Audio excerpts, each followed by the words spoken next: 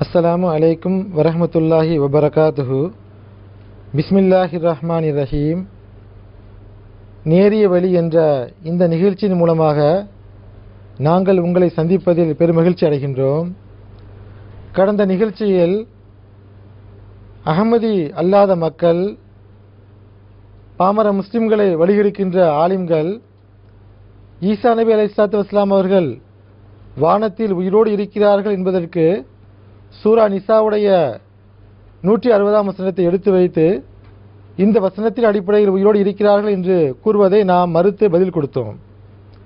அந்த வசனத்தில் என்ன வருகிறது என்றால், ஹஜ்ரத் ஈசா நபி அலைஹிஸ்ஸலாத்து வஸ்ஸலாம் அவருடைய மரணத்திற்கு முன்னால் ஒவ்வொரு அஹ்லே கிதாபும், வேதம் கொடுக்கப்பட்ட ஒவ்வொருவரும், ஒவ்வொரு யூதரும் ஒவ்வொரு கிறிஸ்தவரும் அந்த ஈசா நபியின் மீது ஈமான் கொள்வார்கள் என்று வருகிறது. இந்த வசனத்தின் அடிப்படையில் ஈசா நபி கியாமத்திற்கு முன்னால் வருவார், வேதம் கொடுக்கப்பட்ட ஒவ்வொருவரும் ஈமான் கொள்வார்கள் என்று 72 பிரிவும் நம்பிக்கை கொண்டு வைத்துள்ளது. ஆனால் இப்படிப்பட்ட விளக்கம் கொடுக்கும்போது திருக்குர்ஆன் இதை மறுத்து கூறுகிறது, வரலாறு இதை மறுக்கிறது. எப்படி என்றால், ஈசா நபி அலைஹிஸ்ஸலாத்து வஸ்ஸலாம் அவர்கள் 2000 ஆண்டுகளுக்கு முன்னால் இந்த பூமிக்கு வந்தார்கள், நபியாக தோன்றினார்கள். இன்று வரை ஏறக்குறைய 2012 ஆண்டுகள் ஆகிவிட்டது. 2012 வருடங்களாக அஹ்லே கிதாப் என்ற யூதர்களும் கிறிஸ்தவர்களும் இருந்து கொண்டேதான் இருக்கிறார்கள். ஈசா நபியின் மீது ஈமான் கொள்ளாமல் யூதர்கள் இருந்து கொண்டே இருக்கிறார்கள். ஈசா நபி அவர்கள் கியாமத்தின் போது வருவார் என்றால் பிறகு எல்லா யூதர்களும் ஈமான் கொண்டதாக நாம் கூற முடியாதே. ஆக இந்த பொருள் கொடுக்க முடியாது. மாறாக ஈசா நபி அலைஹிஸ்ஸலாத்து வஸ்ஸலாம் அவர்கள் பனி இஸ்ராயலுக்கு வந்த நபி ஆவார். பனி இஸ்ராயலுக்கு 12 கோத்திரங்கள் இருந்தது. அந்த 12 கோத்திரங்களிலிருந்து ஒவ்வொரு கோத்திரத்திலிருந்தும் ஒரு சிலர் ஈமான் கொண்டார்கள். அதன் பிறகு ஈசா நபி அலைஹிஸ்ஸலாத்து வஸ்ஸலாம் அவர்கள் வஃபாத் ஆனார்கள். இது பற்றி இன்னும் பல விஷயங்களை பகிர்ந்து கொள்வதற்காக, நமக்கு பதில் கூறுவதற்காக என்னுடன் மௌலவி ஓஎம் முஸம்மில் அஹ்மத் அவர்கள் இருக்கிறார்கள். சாஹிப், இந்த நிசாவுடைய 160ஆம் வசனத்திற்கு விளக்கம் கொடுக்கும்போது தமிழகத்தைச் சேர்ந்த ஒரு மௌலவி அடிக்குறிப்பு 134 சொல்றாரு, ஈசா நபி அவர்கள் வானத்திலிருந்து இறங்கும்போது சேட்டிலைட் யுகம், சேட்டிலைட் அப்படி படம் பிடித்து டிவிக்கு காட்டிவிடும் என்று சொல்றாரு. இந்த அடிப்படையில் நாம் சிந்திக்கின்ற போது அவர் தன்னுடைய கருத்தை நிரூபிப்பதற்காக இந்த ஒரு உதாரணத்தை சொல்லியிருக்கிறார். அதாவது ஈசா அலைஹிஸ்ஸலாத்து வஸ்ஸலாம் அவர்கள் கடைசி காலத்தில் இறங்குவார்கள்.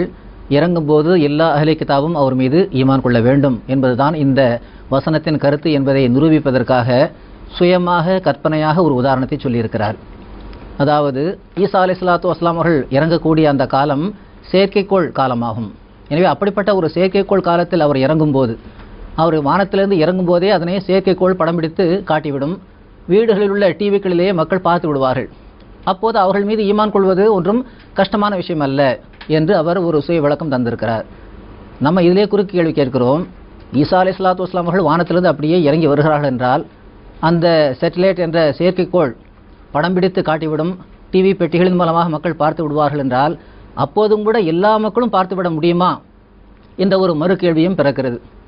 ஏனென்றால் இன்றைய காலத்தில் இந்த செயற்கைக்கோள் மூலமாக பல டிவி சேனல்கள் ஆரம்பிக்கப்பட்டு விட்டன. ஒவ்வொருவரும் தத்தமது அந்த சூழலுக்கு ஏற்ப, தத்தமது இன்பத்திற்கு ஏற்ப அவர்கள் தொடர்களை பார்த்து கொண்டிருக்கிறார்கள். அப்போதும் கூட அந்த கேள்வி எழுகிறது, ஹஜ்ரத் ஈசா அலைஹிஸ்ஸலாத்து வஸ்ஸலாம் அவர்கள் வானிலிருந்து இறங்குகின்றார்கள் என்றால் அந்த நேரத்தில் ஒரே டிவி சேனலை எல்லாரும் பார்த்து கொண்டிருப்பார்களா? சில பெண்கள் கூட என்ன சொல்வார்கள், என்னங்க இளவரசி தொடரை அல்லவா நாங்கள் பார்த்து கொண்டிருந்தோம், இளவரசர் இறங்கியதை நாங்கள் பார்க்கவே இல்லையே என்று கூட அவர்கள் சொல்லக்கூடும். இது நாம் கற்பனையாக கூட சொல்லவில்லை. பைபிளில் ஹஜ்ரத் ஈசா அலைஹிஸ்ஸலாத்து வஸ்ஸலாம் அவர்களை பற்றி, அவருடைய வருகை பற்றி சொல்லும்போது இளவரசர் என்ற வார்த்தையின் மூலமாகவே சொல்லப்பட்டிருக்கிறது. ஆக இந்த அடிப்படையில் பார்க்கின்ற போது கிறிஸ்தவர்களும் இதில் சிந்திக்க கடமைப்பட்டிருக்கிறார்கள்.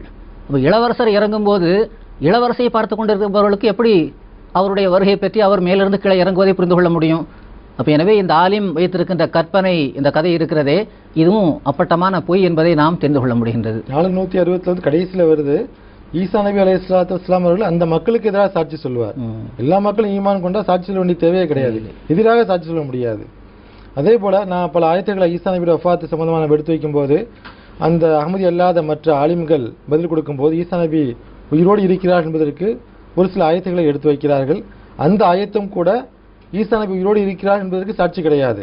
திருக்குர்ஆன் இதை மறுத்து கூறுகிறது, ஹதீஸ் இதை மறுக்கிறது. அதில் ஒரு ஆயத்து என்னன்னா சூரா ஜுஹ்ருஃபுடைய 62ஆம் வசனம். அதில் வருகிறது இன்னஹு லஇல்முல் லிஸ்ஸாஅத் என்று வருகிறது. ஈசா நபி அலைஹிஸ்ஸலாத்து வஸ்ஸலாம் அவர்கள் கியாமத்தின் அடையாளமாக இருப்பார். அதாவது கியாமத்தின் அடையாளமாக இருப்பார் என்றால் கியாமத்திற்கு முன்பு வருவார், கியாமத்துக்கு ஜஸ்ட் முன்னால வருவார். ஆகவே அவர் இறக்கல, இந்த கியாமத்தின் அடையாளமாக இருப்பார் என்று சொல்லப்பட்டதனால அவர் இறந்திருக்க முடியாது, வானத்தில் தான் இருக்கணும்னு சொல்லி அந்த ஆலிம்கள், முஸ்லிம்களை வழிகெடுக்கின்ற ஆலிம்கள் இதற்கு விளக்கம் கொடுக்குறாங்க. தாங்கள் குறிப்பிட்டது போல திருக்குர்ஆன் 43வது அதிகாரம் 62வது வசனத்தில் ஹஜ்ரத் ஈசா அலைஹிஸ்ஸலாத்து வஸ்ஸலாம் அவர்களை பற்றி வைன்னஹு லஇல்முல் லிஸ்ஸாஅ என்று வருகின்றது. அதாவது நிச்சயமாக அவர் சாத்திற்கு அடையாளமாக இருக்கின்றார். இந்த சாத் என்பது எந்த அர்த்தத்தில் வந்திருக்கிறது என்பதிலும் கூட இந்த மக்கள் குழம்பி போயிருக்கிறார்கள். அதாவது கியாமத் என்று மட்டும் இவர்கள் பொருள் கொடுத்திருக்கிறார்கள்.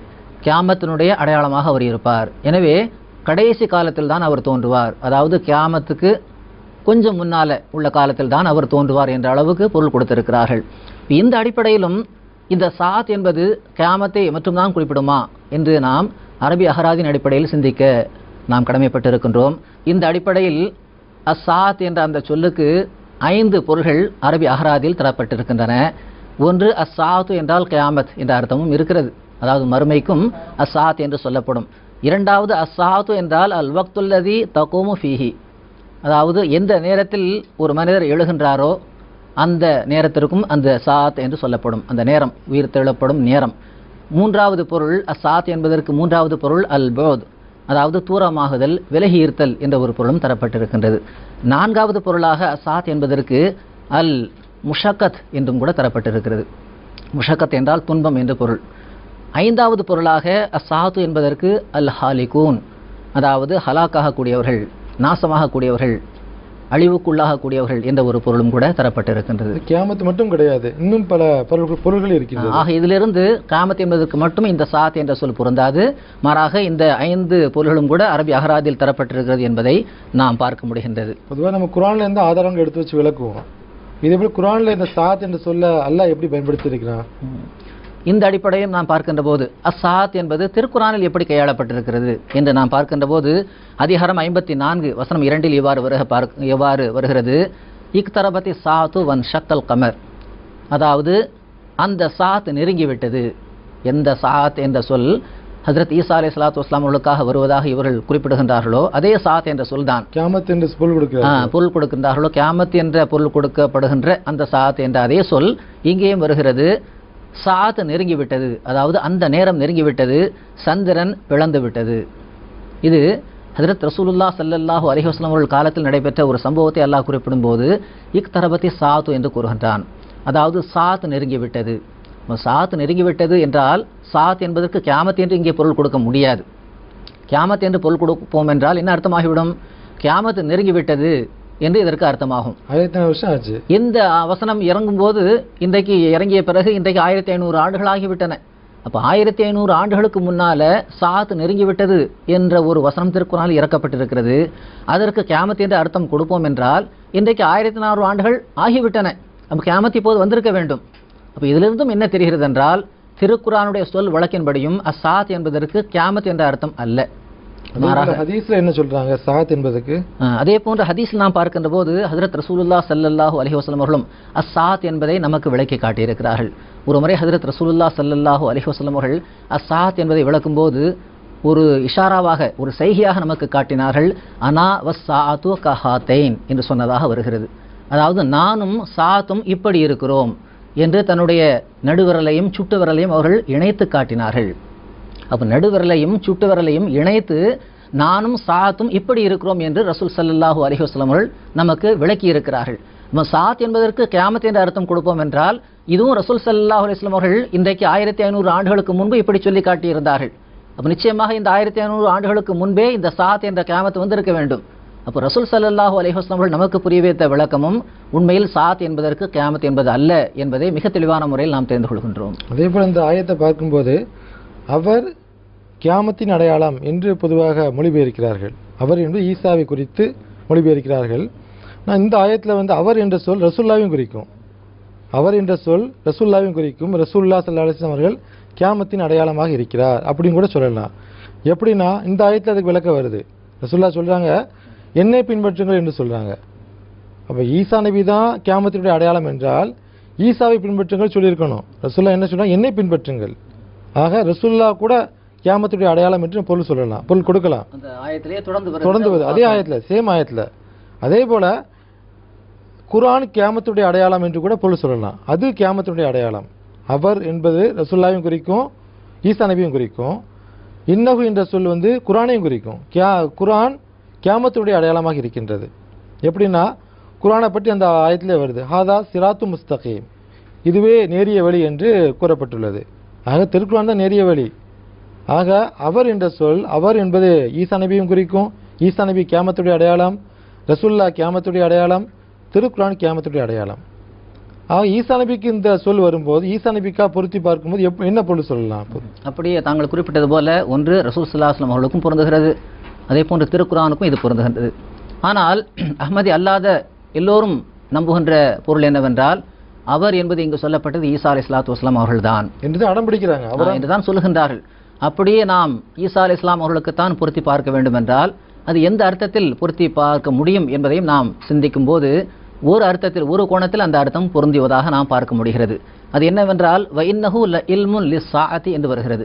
சாத் என்பதற்கு நாம் ஏற்கனவே 5 பொருளை அஹ்ராதின் அடிப்படையில் விளக்கியிருந்தோம். அதில் ஒரு பொருள் அல் போத் என்பதாகும். போத் என்றால் வெகு தூரம் விலகிச் செல்லுதல், இறைவனை விட்டு வெகு தூரம் செல்வதற்கும் போத் என்று சொல்லப்படும். வஇன்னஹு லஇல்முன் லிஸ்ஸாஅத்தி என்பதற்கு நிச்சயமாக அவர், அதாவது ஈசா அலைஹிஸ்ஸலாத்து வஸ்ஸலாம் அவர்கள் போத் என்ற இறைவனை விட்டு வெகு தூரம் விலகிச் செல்வதற்கு ஒரு அடையாளமாக விளங்குகின்றார். அப்போ அந்த ஈசா நபி அலைஹிஸ்ஸலாத்து வஸ்ஸலாம் அவர்கள் வரும்போதே பனி இஸ்ராயல்களுக்கு ஒரு இறைவனை விட்டு அவர்கள் வெகு தூரம் விலகி சென்று விட்டார்கள் என்பதற்கான ஒரு அடையாளமாக திகழ்ந்தார். அதற்கு காரணம் என்னவென்றால் ஹஜ்ரத் வாக்களிக்கப்பட்ட மசீஹும் மஹ்தியுமாகி தோன்றிய ஹஜ்ரத் மிர்சா குலாம் அஹ்மத் அலைஹிஸ்ஸலாத்து வஸ்ஸலாம் அவர்கள் இதற்கு ஒரு அருமையான ஒரு விளக்கத்தை தந்தார்கள்.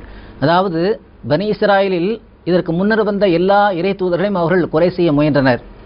இந்த அடிப்படையின் காரணமாக நபிமார்களை அவர்கள் அவமதித்ததன் காரணமாக ஹஜ்ரத் ஈசா அலைஹிஸ்ஸலாத்து வஸ்ஸலாம் அவர்களை ஆண் துணையின்றி இறைவன் படைக்கச் செய்தான் என்றால் அதில் உள்ள பல்வேறு ஹிக்மத்துகளில் ஞானங்களில் ஒன்று, பனி இஸ்ராயலில் ஒருவர் கூட அந்த நபிக்கு தந்தையாக இருக்கக்கூடிய ஒரு பாக்கியம் இல்லை, தகுதி கிடையாது. அந்த தகுதி உங்களுக்கு இல்லை என்பதை சுட்டி காட்டுவதற்காகத்தான் அந்த அளவுக்கு தந்தையின்றி அவர் பிறக்கச் செய்யப்பட்டார். அந்த அடிப்படையில் தான் அவர் தந்தையின்றி பிறந்தார் என்ற ஒரு கருத்தையும் கூட ஹஜ்ரத் மிர்சா குலாம் அஹ்மத் அலைஹிஸ்ஸலாம் அவர்கள் குறிப்பிட்டிருக்கிறார்கள். இந்த அடிப்படையில் லஇல்முல் லிஸ்ஸா என்பதற்கு நிச்சயமாக உங்களுடைய இந்த சமுதாயத்தினுடைய அழிவுக்கு இவர் ஒரு காரணமாக விளங்குகின்றார், இந்த பொருள் தான் நாம் கொள்ள முடியும். எனவே இந்த அடிப்படையில் இந்த பனி இஸ்ராயலுக்கு ஒரு ஒரு எச்சரிக்கையாக இது இருந்தது. அப்படி எச்சரிக்கையாக தோன்றிய அந்த ஈசா அலைஹிஸ்ஸலாத்து வஸ்ஸலாம் அவர்களை கூட இவர்கள் கொல்லத்தான் முயற்சி செய்தார்கள். எனவே அத்துடன் அவர்களுக்கு அழிவுக்கான காலம் வந்துவிட்டது. எனவே பனி இஸ்ராயலில் இனி நபி வர வேண்டிய ஒரு தேவையில்லாத அளவுக்கு அந்த தகுதியை நீங்கள் இழந்து விட்டீர்கள். எனவே இனி நுபுவத் என்பது பனி இஸ்ராயலிலிருந்து துண்டிக்கப்பட்டு பனு இஸ்மாயிலிருந்து இது ஆரம்பிக்கப் போகிறது என்பதற்கான ஒரு அடையாளமாக அவர் திகழ்ந்தார் என்ற அர்த்தத்தை தான் நாம் கொடுக்க முடியும். ஆக அவர் கியாமத்தின் அடையாளமாக இருப்பார் என்பது கியாமத்தில் தோன்றுவார் என்பதை குறிக்காது. கியாமத்துக்கு ஜஸ்ட்டுக்கு முன்னாடி அவர் வருவார் என்பது ஒருபோதும் குறிக்காது. அதே போல இப்னு மரியம் என்பதை பற்றி பேசணும். என்னன்னா ஈசா நபி அலைஹிஸ்ஸலாத்து வஸ்ஸலாமுடைய பெயர் ஈசா இப்னு மரியம், மரியத்தின் மகன் ஈசா. மிர்சா குலாம் அஹ்மது, அஹ்மதிய ஜமாத்துடைய ஸ்தாபகர் ஹஜ்ரத் மிர்சா குலாம் அஹ்மது அவர்கள் தன் ஈசா என்று வாதித்தார்கள். இதை கேட்கும்போது கேலி பண்ணக்கூடிய ஆலிம்கள், எதிர்க்கக்கூடிய ஆலிம்கள் என்ன சொல்றாங்கன்னா, இவருடைய அம்மா பேர் மரியமா என்று ஒரு கேள்வி கேட்குறாங்க. நம்ம ஜமாத் என்ன பதில் சொல்லினா, இது பண்பு பெயர். ஒரு நபிக்கு பார்த்து அல்லாஹ் சொல்லும்போது பண்பாக இதை சொல்லுவோம். ஒரு ஆளுக்கு பண்பு பெயர் அல்லாஹ் சூட்டியிருக்கான், அதே ஈசா தான் என்பது கிடையாது. ஏன்னா ஹதீஸில் பார்க்கும்போது 2 ஈசாக்களை ரசூலுல்லாஹ் சுட்டி காட்டியிருக்காங்க. இந்த அடிப்படையில் நாம் சிந்திக்கின்ற போது இதே மாதிரி வேறு யாருக்காவது அப்படி பயன்படுத்தப்பட்டிருக்கிறதா என்றும் நாம் பார்க்க கடமைப்பட்டிருக்கின்றோம். இந்த அடிப்படையில் ஹஜ்ரத் ரசூலுல்லாஹ் ஸல்லல்லாஹு அலைஹி வஸல்லம் அவர்களை பற்றி திருக்குர்ஆனில் அஹ்மது என்று வருகின்றது. அப்போது எனக்கு பிறகு அஹ்மது என்ற ஒரு இறை தூதர் வருவதை பற்றி நான் நற்செய்தி கூறக்கூடியவனாக இருக்கிறேன் என்று ஹஜ்ரத் ஈசா அலைஹிஸ்ஸலாத்து வஸ்ஸலாம் அவர்கள் சொன்ன ஒரு கருத்தை திருக்குர்ஆன் பதிவு செய்திருக்கின்றது. அப்போ ஈசா அலைஹிஸ்ஸலாத்து வஸ்ஸலாம் அவர்களுக்கு பின்னர் வருகின்ற ஒரு இறை தூதரை பற்றி அஹ்மது என்று சொல்லப்பட்டிருக்கிறது. ஆனால் ரசூல் ஸல்லல்லாஹு அலைஹி வஸல்லம் அவர்களுக்கு பெயர் வைக்கப்பட்டது அஹ்மது என்பது அல்ல. அவருடைய முன்னோர்கள் அவர்களுக்கு வைத்த பெயர் முகமது என்பதுதான். அதே போன்று யாரும் அவர்களை அஹ்மத் என்று அழைத்ததும் இல்லை, முகமது என்று தான் எல்லோருமே அழைத்திருக்கிறார்கள். ஆனால் ரசூல் ஸல்லல்லாஹு அலைஹி வஸல்லம் அவர்களுக்கு இறைவன் நீர் அஹ்மதாக இருக்கு என்பதை விளக்கி காட்டிய பிறகு அவர்களே நான் முகமதாகவும் இருக்கிறேன் அஹ்மதாகவும் இருக்கிறேன் என்று சொன்னார்கள். இப்போ இந்த ஹதீஸின் அடிப்படையில் அல்லாஹ் அவர்களுக்கு அஹ்மத் என்ற இந்த பண்பு பெயரை சூட்டிய பிறகு ரசூல் ஸல்லல்லாஹு அலைஹி வஸல்லம் அவர்கள் மக்களுக்கு முன்னால் அதனை எடுத்துச் சொல்கிறார்கள். எனவே நீங்கள் சொன்னது போல ஒருவருடைய பண்பை ஒரு பண்பின் அடிப்படையில் அவருக்கு ஒரு பண்பு பெயராக இன்னொரு பெயரையும் சூட்டுவது அல்லாஹ்வுடைய வழக்கமாக இருந்திருக்கிறது. இது அல்லாஹ்வுடைய ஒரு சுன்னத்து தான், ஒரு நடைமுறை தான் என்பதை ரசூல் ஸல்லல்லாஹு அலைஹி வஸல்லம் உடைய இந்த அஹ்மத் என்ற இந்த பெயர் வைக்கப்பட்டதிலிருந்தும் நாம் தெளிவான ஒரு சான்றை பெற முடிகின்றது. அதே போல மூசா அலைஹிஸ்ஸலாம் அவர்களுக்கு பிறகு சரியாக 1400 வருஷம் பிறகுதான் ஈசா நபி வந்தாங்க.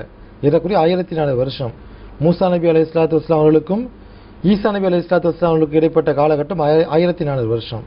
அதே போல இந்த உம்மத்தில், இஸ்லாமிய உம்மத்தில் ஹஜ்ரத் முஹம்மது முஸ்தபா ஸல்லல்லாஹு அலைஹி வஸல்லம் அவர்களுக்கு பிறகு சரியாக 1400 வருஷத்துக்கு பிறகு, எவ்வாறு மூசாவுக்கு பிறகு 1400 வருஷத்துக்கு பிறகு ஈசா வந்தார்களோ அதே போல் இந்த உம்மத்தில் சரியாக 1400 வருஷத்துக்கு பிறகு ஒரு ஈசா இப்னு மரியம் வருவார், அதே போன்ற ஈசா வருவார் என்பது சுட்டிக்காட்ட தான் ஈசா இப்னு மரியம் என்று அதுக்கு ரசூலுல்லாஹ் பேர் கொடுத்திருக்காங்க. இதில் கிறிஸ்தவர்களுக்கு கூட நாம் ஒரு விஷயத்தை சொல்லியாக வேண்டும்.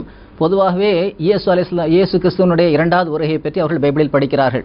அந்த வசனத்தை நாமும் ஏற்றுக்கொள்கின்றோம். அதாவது எப்படி இப்னு மரியம் தோன்றுவார் என்று ஹதீஸில் வந்திருக்கிறதோ அந்த அடிப்படையில் ஒரு இயேசு கிறிஸ்து தோன்ற போகிறார் என்பதில் எந்த மாற்று கருத்தும் இல்லை. ஆனால் தோன்ற வேண்டியவர் யார்? அதே இயேசு கிறிஸ்துவா அல்லது அவருடைய ஊமையில் தோன்றி இன்னொருவரா, ஊமையில் தோன்ற இருக்கின்ற இன்னொருவரா என்பதில் தான் கருத்து வேறுபாடு இருக்கிறது. இந்த அடிப்படையில் பார்க்கின்ற போது கிறிஸ்தவர்களுக்கும் இதில் ஒரு விடை இருக்கிறது. ஈசா அலைஹிஸ்ஸலாம் அவர்களுக்கு முன்னால், அதாவது இயேசு கிறிஸ்து வருவதற்கு முன்னால் ஒரு எலியா தீர்க்கதரிசி வர வேண்டும் என்று பைபிளில் ஏற்கனவே முன்னறிவிப்பு இருக்கிறது. இதனை எல்லா யூதர்களும் நம்பி வந்தனர், இயேசு கிறிஸ்துவும் நம்பி வந்தார். அப்போ அவரிடம் கேட்கப்படுகிறது, நீர்தான் அந்த வாக்களிக்கப்பட்ட அந்த இயேசு என்றால் உமக்கு முன்னால் எலியா வர வேண்டுமே, அவர் வந்து விட்டாரா என்று கேட்கிறார்கள். அதற்கு இயேசு கிறிஸ்துவே சொன்ன ஒரு பதிலாக பைபிளில் பதிவு செய்யப்பட்டிருக்கிறது, எலியா வந்து விட்டார். அதாவது எந்த எலியாவை பற்றி எனக்கு முன்னால் அவர் வருவார் என்று சொல்லப்பட்டிருக்கிறதோ அந்த வரவேண்டிய எலியா வந்துவிட்டார், அவர் இவர்தான் என்று யோவான் ஸ்நானனை அவர் சுட்டி காட்டுகின்றார். அதாவது யஹ்யா நபியை பற்றி சுட்டி காட்டுகின்றார். ஆனால் எலியா என்பது இலியாஸ் நபியை குறிப்பிடுகிறது. அப்போ இலியாஸ் நபி என்ற அந்த எலியா அவர் மீண்டும் வருவார் என்று ஏற்கனவே பைபிளில் முன்னறிவிக்கை செய்யப்பட்டிருந்தது. அந்த அடிப்படையில் அதே எலியா, அதாவது இலியாஸ் நபி மீண்டும் வருவார் என்று அந்த யூதர்கள் காத்திருந்தனர். ஆனால் இந்த கேள்வியை கேட்டதற்கு இயேசு கிறிஸ்து சொன்ன பதில் என்னவென்றால், வரவேண்டிய எலியா என்ற அந்த இலியாஸ் நபி இவர்தான் என்று யோவான் ஸ்நானனை காட்டுகின்றார்கள், யஹ்யா நபியை காட்டுகின்றார்கள். இப்போ இதிலிருந்து என்ன தெரிகிறது என்றால், ஒரு ஆளுடைய அதே பண்பை கொண்ட ஒருவர் தோன்றும் போது அவரை போன்றவர் என்று சொல்லாமல் அவருடைய பேரிலேயே அப்படியே சொல்வதும் கூட இது ஏற்கனவே பைபிளிலும் கூட முன்னறிவிக்கப்பட்ட சொல் வழக்கின்படி காணப்படுகின்ற ஒரு பொதுவான ஒரு நடைமுறையாக பழக்கமாக இருந்து வந்திருக்கிறது. திருக்குறளில் இது போன்ற ஆதாரங்கள் நிறைய இருக்கு. உதாரணமா தமிழகத்தை சேர்ந்த ஒரு மௌலவி அவர் விளக்கம் கொடுக்கும்போது சொல்றாரு, அடிக்குறிப்பு 5ல் வருது, மனித ஷைத்தான்கள் என்று விளக்கம் கொடுத்திருக்காரு, எழுதியிருக்காரு. ஷைத்தான்களுடைய பண்புகளை கொண்ட மனிதர்களை பார்த்து அல்லாஹ் திருக்குறளில் ஷைத்தான்கள் என்றே சொல்லியிருக்கான். உதாரணமா 2:15, 6:113 இந்த 2 ஆயத்துகளை மனிதர்களை பார்த்து, ஷைத்தான்களுடைய இயல்பை கொண்ட மனிதர்களை பார்த்து அல்ல ஷைத்தானே சொல்லியிருக்கான். இப்போ ஹதீஸ்ல ஏதாச்சும் இது போன்ற ஆதாரம் இருக்கா? ஹதீஸ்ல தாங்கள் குறிப்பிட்டது போல ஷைத்தான், மனிதர்களை பற்றி ஷைத்தான் சொல்லும்போது கூட ஷைத்தானை போன்றவர் என்ற வார்த்தை அங்கு வரவில்லை. ஷைத்தான் என்று நேரடியாகவே அல்லாஹ் கூறுகின்றான். ஆனாலும் கூட அந்த நேரடியான பொருளை யாரும் கொடுக்கவில்லை என்று நல்ல முறை அழகான முறையில் சொல்லியிருந்தீர்கள். அதே போன்று ஹதீஸிலும் கூட நாம் பார்க்கின்ற போது ரசூல் ஸல்லல்லாஹு அலைஹி வஸல்லம் அவர்களும் எப்படி, அதாவது இன்னாரை போன்றவர் என்று சொல்ல வருகின்ற ஒரு நேரத்தில் அன்னாரை போன்றவர் என்று சொல்லாமல் நேரடியாக அன்னார் என்றே குறிப்பிடுவதாக வருகிறதா? ஏன்னா நம்ம பார்த்து வருகிறதான், இப்னு மரியம் என்று சொன்னால் அப்படியே இப்னு மரியமாக இருக்க வேண்டும், அவருடைய தாயார் பேர் மரியமாக இருக்க வேண்டும் என்பது அல்ல. அவரை போன்று ஒருவர் தோன்றுவதற்காக வந்தாலும் கூட அதற்கும் இப்னு மரியம் என்று தான் சொல்லப்படும். அப்போ இதற்கு நாம் ஹதீஸில் ஆதாரம் கிடைக்கிறதா என்று பார்க்கின்ற போது ஹஜ்ரத் ரசூலுல்லாஹ் ஸல்லல்லாஹு அலைஹி வஸல்லம் அவர்கள் சொன்னதாக புகாரில் கிதாபுல் அசான் பாபு ஹத்துல் மரீத் யஷஹதுல் ஜமாத்தா என்பதில் வருகிறது. அதில் என்ன வருகிறதுனா, இன்ன குன்ன லான் துன்ன சவாஹிப யூசுப். ரசூல் ஸல்லல்லாஹு அலைஹி வஸல்லம் அவர்கள் தன்னுடைய மனைவியரை பற்றி சொல்கின்றார்கள், நீங்கள் யூசுஃபை கொண்டவர்கள். அதாவது யூசுஃபனுடைய மனைவியர்கள் என்ற அளவுக்கு ஒரு ஓமையாக சொல்கிறார்கள். தன்னுடைய மனைவியர் தான் சொல்லும்போது எப்படி சொல்கிறார்கள், யூசுஃப் நபியினுடைய மனைவியர்கள் என்று கூறுகிறார்கள். இப்போ இந்த ஹதீஸில் ரசூல் ஸல்லல்லாஹு அலைஹி வஸல்லம் அவர்கள் தன்னை யூசுஃப் நபியாகவும் தன்னுடைய மனைவியர்களை யூசுஃப் நபியுடைய மனைவியாகவும் சொல்கிறார்கள். அப்போ இவர்கள் சொல்வது போல யூசுப் நபியினுடைய மனைவியை போன்றவர்கள் என்று சொல்லியிருக்க வேண்டும். நீங்கள் யூசுப் நபியுடைய மனைவியை போன்றவர்கள் என்று சொல்லியிருக்க வேண்டும். ஆனால் போன்றவர் என்ற வார்த்தையை ரசூல் ஸல்லல்லாஹு அலைஹி வஸல்லம் அவர்கள் கையாளவே இல்லை. நேரடியாகவே சொல்கிறார்கள், நீங்கள் யூசுஃபினுடைய மனைவியர்கள். ஆனால் இதற்காக, இப்படி சொன்னதற்காக ரசூல் ஸல்லல்லாஹு அலைஹி வஸல்லம் அவர்கள் யூசுப் என்று மாறிவிட்டார்கள் என்றோ, அன்னாருடைய மனைவியர்கள் யூசுஃபனுடைய மனைவியர்களாக மாறிவிட்டார்கள் என்றோ ஒருபோதும் பொருள் கொள்ள முடியாது என்பதை மிக தெளிவான முறையில் தெரிந்து கொள்ள முடிகின்றது. அதே போன்று அரபு சொல் வழக்கில் ரசூல் ஸல்லல்லாஹு அலைஹி வஸல்லம் அவர்கள் மட்டுமல்ல, பொதுவாக அரபு மக்களிலேயே இப்படிப்பட்ட ஒரு பழக்கம் இருந்து வந்திருக்கிறது. அபூ சுஃபியானை பற்றி நாம் பார்க்கின்றோம். அவர் ஹெர்குலஸ் மன்னருக்கு முன்னால் பல விஷயங்களை எடுத்துரைக்கிறார். அதாவது அவர் கேட்கிறார் பல்வேறு கேள்விகளை ரசூல் ஸல்லல்லாஹு அலைஹி வஸல்லம் பற்றி. அப்போதும் அவரை பற்றி சொல்லும்போது சரியான பதிலைத்தான் அவர் தர முடிகிறது. உதாரணமாக, அவர் உண்மை பேசுகின்றாரா, யாரும் ஏமாற்றி இருக்கிறாரா என்றெல்லாம் கேட்கிறார். ஆமாம், அதெல்லாம் உண்மையை தான் பேசுகிறார், யாரும் ஏமாற்றுறதில்லை, வாக்குறுதி வாங்கினால் அதை சரியான முறையில் நிறைவேற்றுகிறார் என்றெல்லாம் சொல்கிறார். தற்போது ஒரு வாக்குறுதி வாங்கியிருக்கிறார், அதில் தான் இப்போ பார்க்கணும் அந்த உடன்படிக்கை அவர் நிறைவேற்றுகிறாரா இல்லையா என்ற அளவுக்கு தான் அபூ சுஃபியானால குறைந்தபட்சம் ரசூல் ஸல்லல்லாஹு அலைஹி வஸல்லம் அவர்கள் மீது ஒரு சந்தேகத்தை உண்டு பண்ணக்கூடிய ஒரு விஷயத்தை பேச முடிந்தது. ஆனால் அன்னைக்கு ரசூல் ஸல்லல்லாஹு அலைஹி வஸல்லம் அவர்களை பற்றி அவருக்கு ஒரு சரியான வாக்குமூலத்தை, சரியான ஒரு சாட்சியத்தை தான் தர முடிந்தது. இந்த எல்லா வாக்குமூலத்தையும் தந்த பிறகு அவர் சொல்றதாக, அபூ சுஃபியான் சொல்றதாக வருகிறது பாருங்க. அங்கே தான் அந்த ஓமை சொல் எப்படி கையாளப்பட்டிருக்கிறது என்று நாம் கவனிக்க வேண்டிய விஷயம். அவர் சொன்னதாக வருகிறது. அபூ சுஃபியான் இவ்வாறு சொல்கிறார், கது அமிர அம்ரு இப்னு அபி கப்ஷா, அதாவது அபூ கப்ஷாவினுடைய மகனின் விஷயம் இன்று பலித்து விட்டது. இதை யார் சொல்றாருன்னா ரசூலுல்லாஹி ஸல்லல்லாஹு அலைஹி வஸல்லம் அவர்களை பற்றி சொல்றார். எப்படி சொல்லி இருக்கணும்?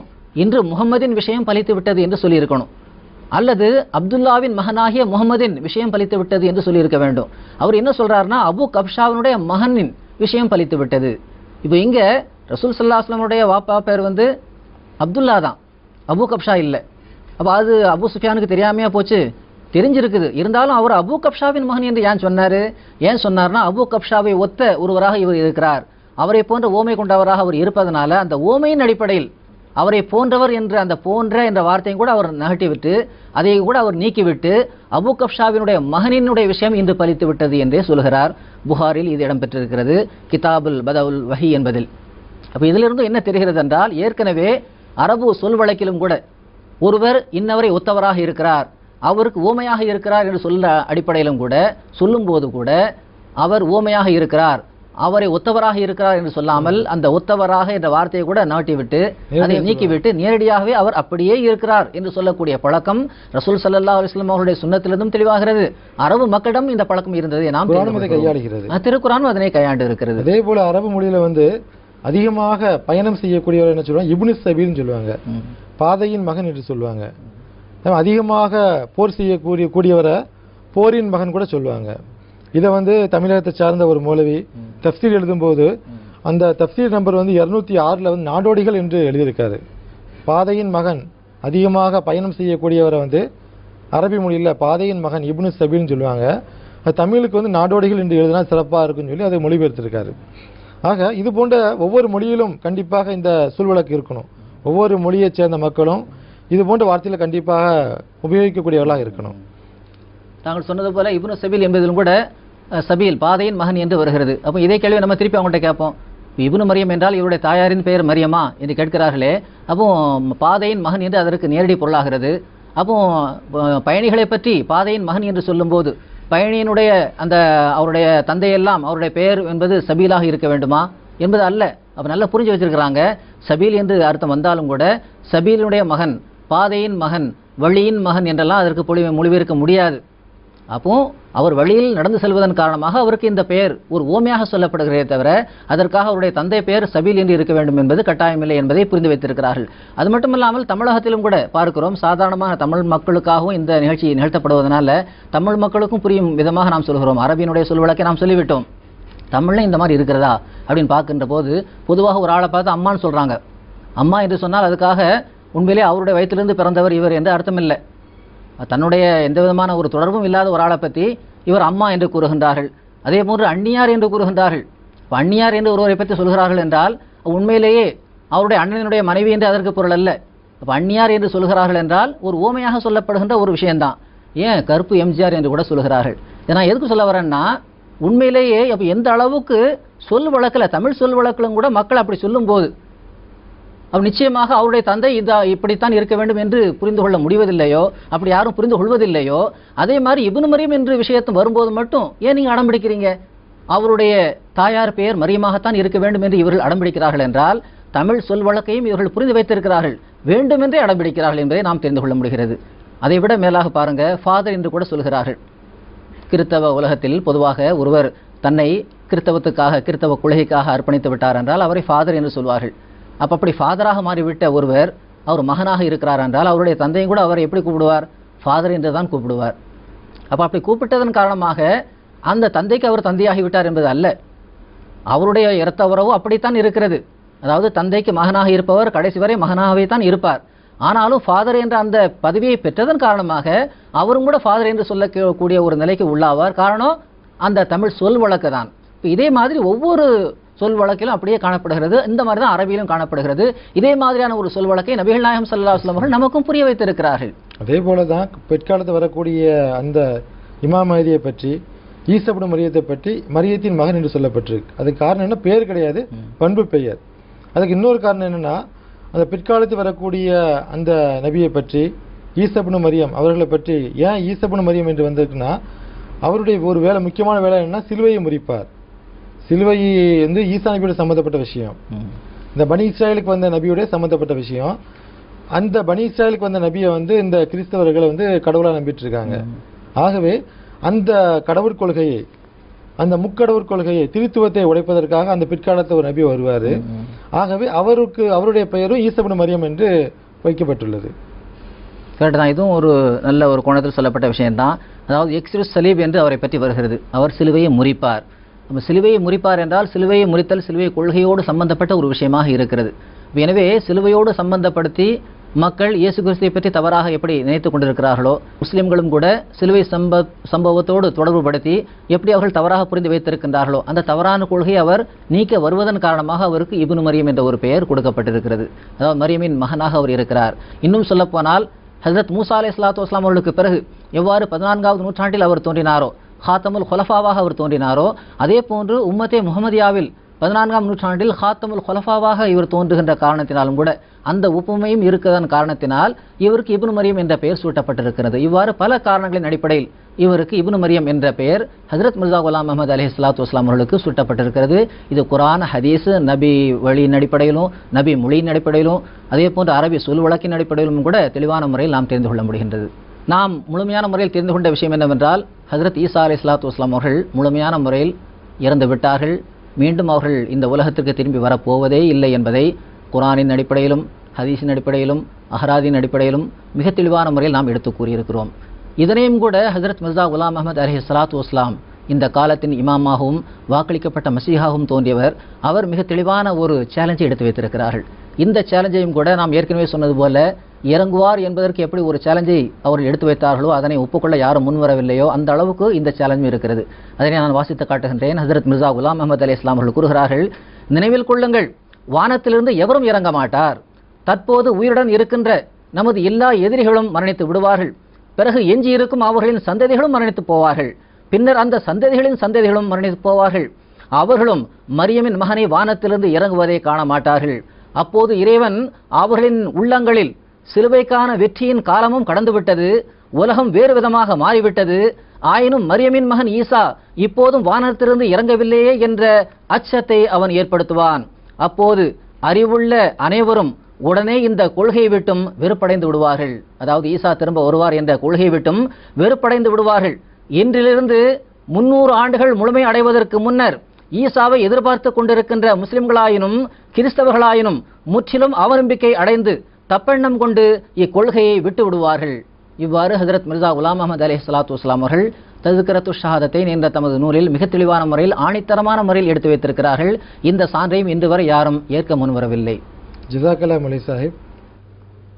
இன்றைய நிகழ்ச்சியில் சூரா ஜுஹ்ருஃபுடைய ஒரு வசனத்தை எடுத்து வைத்து, இந்த வசனத்தின் அடிப்படையில் ஈசா நபி அலைஹிஸ்ஸலாத்து வஸ்ஸலாம் அவர்கள் உயிரோடு இருக்கிறார்கள் என்று அஹ்மதிய ஜமாத்தை எதிர்க்கின்ற ஆலிம்கள், முஸ்லிம்கள் வைக்கின்ற அந்த கருத்துக்கு நாம் பதிலடி கொடுத்தோம். ஈசா நபி அலைஹிஸ்ஸலாத்து வஸ்ஸலாம் அவர்கள் கியாமத்து நாளின் அடையாளமாக இருப்பார் என்று சொல்லப்பட்டிருப்பது ஈசா நபி அலைஹிஸ்ஸலாத்து வஸ்ஸலாம் அவர்களை மட்டும் குறிக்காது, ரசூலுல்லாஹையும் குறிக்கும், குர்ஆனையும் குறிக்கும். கியாமத்துக்கு அருகில் வருவார் என்ற பொருளே கொடுக்க முடியாது. அதே போன்று அஹ்மதியா முஸ்லிம் ஜமாத்துடைய ஸ்தாபகர் மிர்சா குலாம் அஹமது அலைஹிஸ்ஸலாத்து வஸ்ஸலாம் அவர்களை பற்றி கேலி கிண்டல் செய்யும் போது இந்த எதிரிகள் என்ன சொல்வார் என்றால், ஈசபுனு மரியம் என்று ஹதீஸில் வந்துள்ளதே, இவரது தாயார் பெயர் அம்மா பெயர் மரியம்மா என்று கேட்கிறார்கள். அதற்கு நாம் பதில் கூறினோம், திருக்குரானில் ஈசா அலைஹிஸ்ஸலாத்து வஸ்ஸலாம் அவர்கள் தமக்கு பின்னால் வரக்கூடிய நபியை பற்றி கூறும்போது அஹ்மத் என்று கூறுகிறார்கள், அஹ்மத் ஸல்லல்லாஹு அலைஹி வஸல்லம் என்று கூறுகிறார்கள். இதை பார்த்துவிட்டு இஸ்லாத்தை எதிர்க்கின்ற ஒரு எதிரி, கடவுளை மறுக்கின்ற ஒருவர், இவர் பெயர் அகமதா, இவருக்கு அம்மா அப்பா அகமது என்ற பெயர் வைத்தார்கள் என்று கேட்க முடியும்? கேட்கிறார்கள். ஆக அரபு மொழியில் திருக்குரான் சொல் வழக்கின்படி, ஹதீஸ் சொல் வழக்கின்படி, அரபு இலக்கணத்தின் அடிப்படையில் ஒருவர் இன்னொருவருடைய பண்பை பெற்றிருப்பார் என்றால் அவரை போன்று என்று கூற மாட்டார்கள், அவரே என்று கூறுவார்கள்.